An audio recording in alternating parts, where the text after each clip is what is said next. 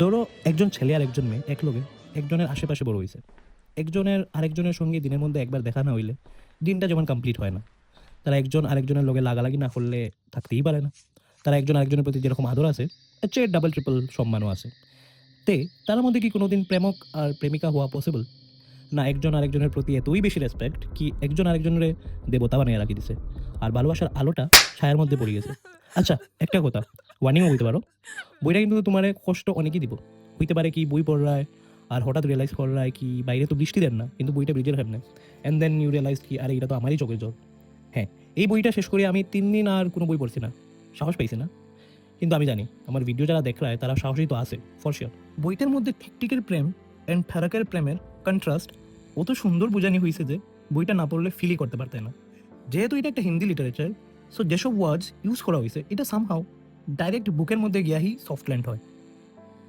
বইটার আরেকটা সুন্দর এলিমেন্ট হইল ত্যাগ। ত্যাগের মধ্যে স্যাটিসফ্যাকশন তো আছে, কিন্তু দুঃখ 3 গুণ বেশিই আছে। গল্পটা চন্দর অ্যান্ড সুদার। যখন একজন মানুষ আমার লগে বা সামনে থাকে তখন ওই মানুষের ভ্যালু খুবই নিমিত্ত মাত্র থাকে। বাট যখন যায় গিয়া অ্যান্ড লগে খালি মেমোরিজ থাকি যায়, তখন ওই সেম মানুষের ভ্যালু অনেক বেশি বাড়ি যায়। একটা লাইন আছে না, only know you love her when you let her go and you let her go. বইটার নাম হইল গুনাহু কা দেবতা বাই ধর্মবীর বার্তি। তোমরাও আর বেশি দেরি না করিয়া বইটা অর্ডার করো, রিসিভ করো, পড়ো অ্যান্ড এনজয়।